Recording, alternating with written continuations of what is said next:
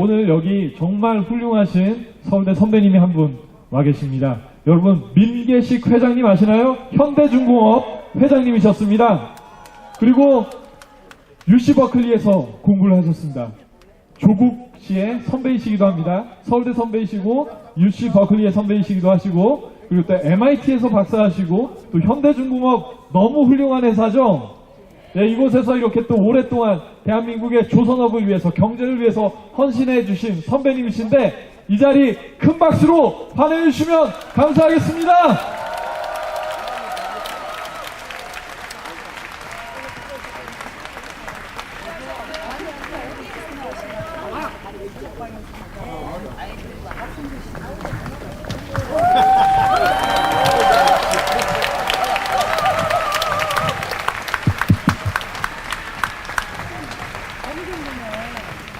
애국 학생과 국민 여러분, 존경합니다.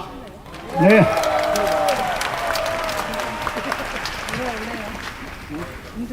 무더운 날씨에 나라를 걱정하는 마음에서 이렇게 참석해 주신 모든 분께 깊은 감사를 드립니다. 네. 저는 국민의 소리 상임 대표로 있는 민계식입니다. 네. 네. 저는 서울대학교 공과대학에서 조선공학을 전공하고 1965년 졸업을 했습니다. 평생 산업계에서 지냈습니다만 제 자신 경영인이라기보다는 과학기술자요, 발명가로 생각하고 있습니다. 제가 대학 다닐 때 산업지차를 다니면서 실습을 다니면서 우리나라 산업계의 아주 낙후산 실정을 절감하고, 내가 전공으로 하는 우리나라의 산업은 세계 인류를 만들겠다, 세계 제일을 만들겠다 하는 꿈과 희망을 품게 되었습니다. 그리고 그러한 꿈과 이상을 가지고 유학을 가서 공부를 하고, 아까 말씀드린 그 김국 회장 말씀대로 UC 버클리에서 우주항공학과 조선공학에 마스터를 한 다음에 산업계에서 4년간 일을 하고 MIT에서 해양공학으로 박사학위를 하고 귀국했습니다. 네. 귀국을 한 후에 모교에서 교수로 오라는 초청을 여러 번 받았습니다만, 저는 저의 꿈과 이상을 실현하기 위해서 산업계를 고집했고 결국 꿈을 이뤘습니다. 저는 70이 넘을 때까지 틈틈이 많은 학술활동을 해서 논문을 거의 300편 발표를 했고, 그리고 발명 특허가 300건이 넘습니다. 국내 발명 특허가. 제 발명 특허로 신제품도 많이 개발하고 신사업도 창출해서 회사를 10배 넘게 성장시켰고, 그리고 오로지 국가의 경제 발전을 위해서 헌신을 했습니다. 여러분, 제가 신제품 개발할 때 모토와 목표가 뭔지 아십니까? 항상 저는 대한민국에서 최고가 세계 최고! 그리고 정말 그렇게 했습니다. 70이 넘어서 퇴직한 후에 이제부터는 내가 좋아하는 연구하고 저술하고 독서하고, 그리고 손자 손녀들을 돌보면서 좀 여유있게 지내려고 하였습니다. 이런 사회활동을 하려고는 꿈도 꾸지 않았습니다. 그러나 세월호 사건이 일어나고 나라가 점점 혼란해지더니 드디어 정권이 바뀌었습니다. 애국 학생 국민 여러분, 지금 대한민국이 어떻게 되었습니까? 문재인 정권에 대해서 애초부터 기대는 하지 않았습니다만, 이렇게 나라를 파멸로 몰아가려고는 생각지 않았습니다. 경제 문제, 안보 문제, 교육 문제, 에너지 문제, 노동 문제, 모든 문제가 전부 파멸로 가고 있습니다. 예.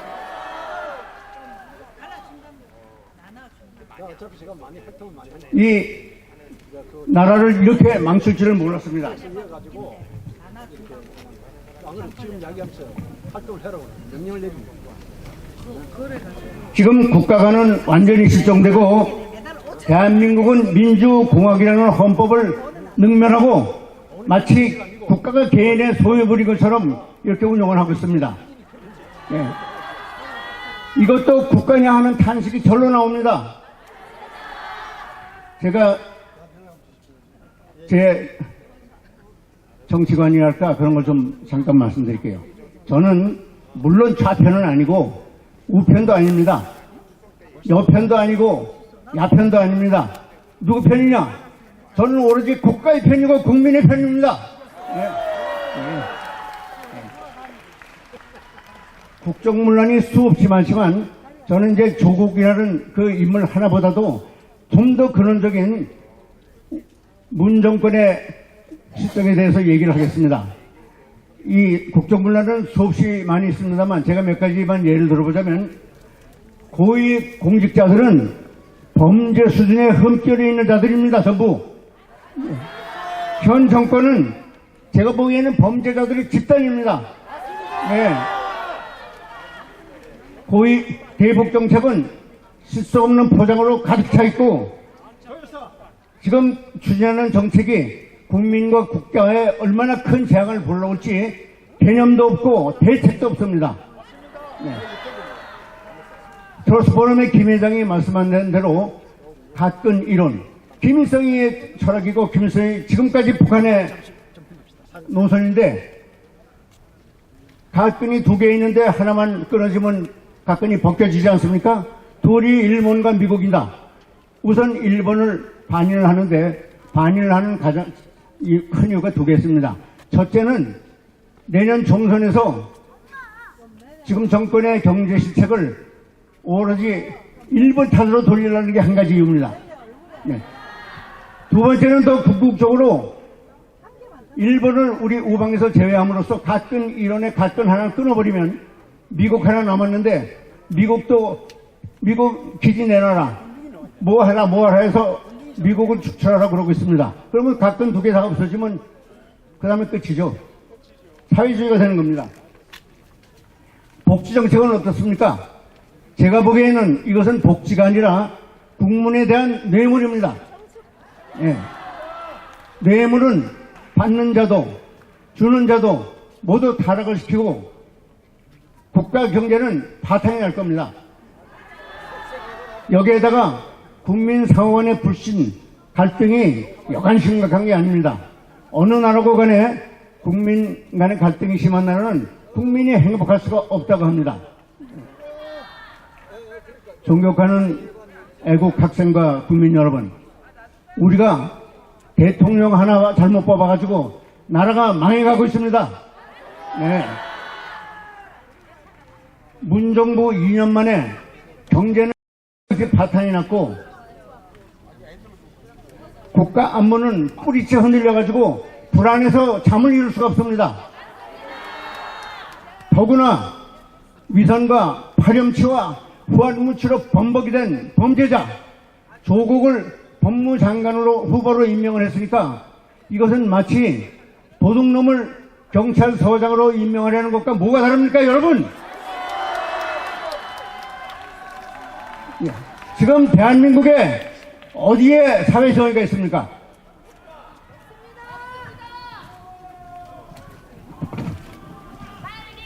존경하는 애국 학생 여러분, 저는 살 만큼 살았고 이제 남은 여생 얼마 남지 않은 여생을 조용히 편하게 살다 가면 됩니다만 젊은 여러분들은 일어나야 합니다. 그러나 젊은이들은 오늘날의 위기 상황을 인지하고 있지 못해서 안타깝습니다. 젊은이들이 일어나야 할 이유가 많이 있습니다만 제가 한 가지만 중요한 걸 말씀드릴게요. 문 정권이 출범하던 2017년에 우리나라 예산이 정부 총 지출이 얼마인지 아십니까? 네, 400조 맞습니다. 400조 7천억. 금년은 469조 5천억. 내년 총선이 있는 내년 2020년 예산은 513조로 편성이 됐습니다. 여러분, 3년 동안에 113조라는 어마어마한 금액이 증액이 됐습니다. 왜 그럴까요? 이것은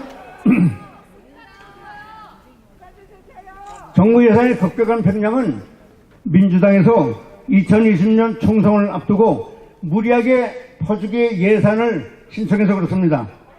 민주당이 요구한 예산을 제가 꼼꼼히 살펴봤더니 거의 다가 단기성 총선 예산입니다. 존경하는 애국 학생 여러분, 생각해 보십시오. 지금 세수 확보 계획이 명확하지 않아서 대규모 재정 적자가 불가피할 뿐만 아니라 미래 세대가 써야 할 금액을 전부 쓸데없는 데에 낭비하고 있습니다. 예. 앞으로 국가 경제 파탄, 국고 고갈, 그거에 대한 뒷감당은 누가 하겠습니까? 전적으로 여러분, 젊은이들이 해야 할 것입니다. 존경하는 애국 학생과 국민 여러분, 문재인 정권은 의도적, 계획적으로 우리의 자랑스러운 조국 대한민국을 파멸시키고 있습니다. 우리는 우리의 자랑스러운 조국 대한민국이 파멸돼가는 것을 가만히 보고 있어도 되겠습니까? 더 이상 두고 볼 수 없는 절박한 상황에서 나라의 앞날을 걱정하는 여러분들은 다 일어나야 합니다. 존경하는 애국 국민 학생 여러분, 자랑스러운 우리의 조국, 우리 대한민국의 앞날은 우리들 손에 달려 있습니다. 문재인 정권을 끝장내고 나라를 살립시다. 여러분 다 같이 나하고 3번만 복창하고 전 끝을 내겠습니다. 문재인 정권 끝장내자! 끝장내자! 끝장내자! 감사합니다. 감사합니다. 제 18대 대통령에 당선된 박근혜 대통령은 51.6%인 1,500만 여표로 대한민국의 최초 여성 대통령이 되셨습니다. 부친 박정희 대통령의 정신을 가지고 대한민국과 결혼했다고 하는 그는 오직 대한민국만을 바라보고 국정을 해 오던 중 온갖 불의한 세력들에 의해 탄핵이라는 어처구니 없는 불행한 사태를 맞아 지난 2017년 3월 31일 서울구치소에 수감되어 지금까지 옥살이를 하고 있습니다. 시간이 지나면서 박근혜 대통령의 결백이 알려지고 있는 가운데 분노하고 있지만 정작 박근혜 대통령께서는 구치소 안에서 홀로 꿋꿋이 투쟁을 하며 3년, 30년, 300년을 구형하던 불의한 재판에 타협하지 않고 계십니다. 박근혜 대통령의 존재가 정의와 자유를 사랑하는 정의로운 국민들의 희망일 것입니다. 하지만 오랜 기간 동안 구치소 생활 가운데 정신은 강할지라도 육신은 쇠약해져 계실 것입니다. 이에 여러 국민들의 도움이 절실히 필요합니다. 그것은 바로 엽서와 서신 보내기입니다. 지금까지 엽서 서신 보내기에 동참한 국민들은 약 15,000명 내외로 보여집니다. 이는 박근혜 대통령을 18대 대통령으로 선택해 주신 유권자 1,500만 명의 0.1%에 해당하는 아주 적은 수치입니다. 대통령께서 더욱 꿋꿋하게 버티시게 하는 힘은 국민 여러분들의 관심 어린 서신입니다. 아직까지 동참하지 못하고 계시는 국민들께서 적어도 10% 정도인 150만 명은 엽서 서신 보내기에 꼭 참여하셔서 대통령을 다시 볼 수 있을 때까지 이 일에 함께 해주시면 좋겠습니다. 매일같이 산더미처럼 배달되는 여러분들의 엽서 서신을 통해 대통령께서는 크게 힘을 얻게 될 것입니다. 참여하는 방법으로는 선구자 방송에서 발행한 엽서를 주문하여 보내시고자 하시는 분들은 선구자 방송 연락처 010-2507-4861에 문자로 여러분의 성함과 정확한 집 주소와 엽서 수량을 적어 주시기를 바랍니다. 엽서는 지금까지 1차 9장 1세트, 2차 9장 1세트, 3차 엽서 9장 한 세트가 발행되어 있어서 주문 시에는 각 회차당 몇 세트인지를 표기해 주시고 엽서 대금은 세트당 10,000원을 농협 360-02-140-392 예금주 황진무로 입금해 주시고 문자에 엽서를 주문해 주시면 되겠습니다. 그리고 별도로 서신이나 문구점에서 엽서를 이용하시는 분들은 서울구치소, 경기도 군포시 군포우체구 사서함 20호 수용자번호 503 박근혜 대통령 앞으로 보내시면 되십니다. 선구자 방송에서 발행한 엽서는 박근혜 대통령의 모습과 뜻깊은 사진으로 제작을 하여 그 의미를 가지고 있어서 박근혜 대통령께 더욱 감동이 전달될 것입니다. 지금까지 3차에 걸쳐 발행한 엽서는 다음과 같습니다. 보시고 꼭 엽서 서신 보내기 150만 명 10%에 동참하셔서 훗날 참 잘했다라는 긍지와 위안이 되시기를 바랍니다. 내가 가는 길이 험하고 멀지라도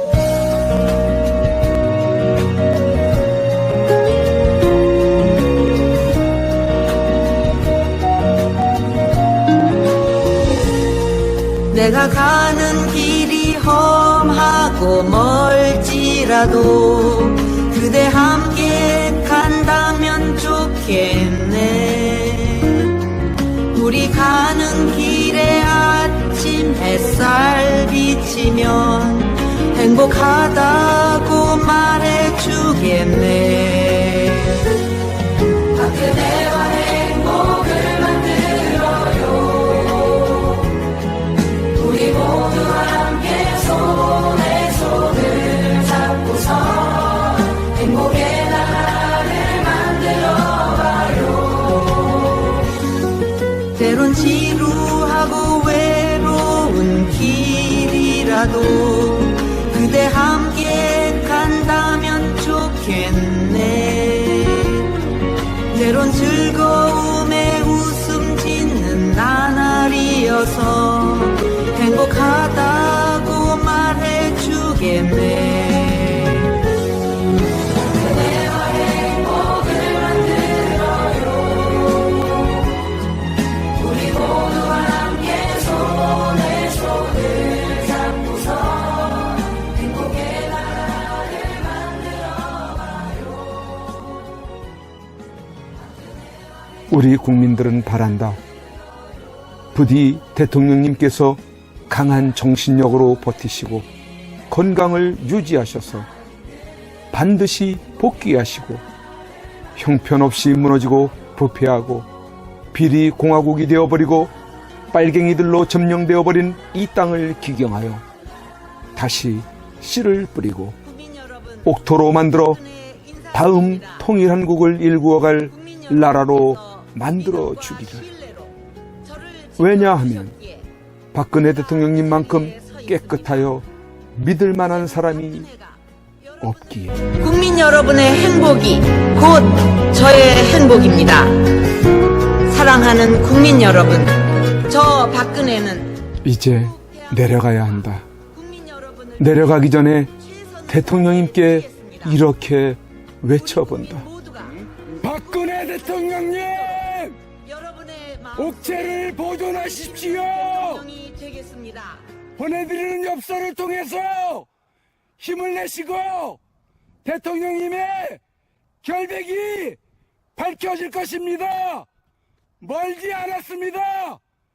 더 꿋꿋이 버텨주시고 많은 국민들을 통해서 많은 엽서를 또 많은 편지를 보내드리도록 그렇게 힘쓰겠습니다.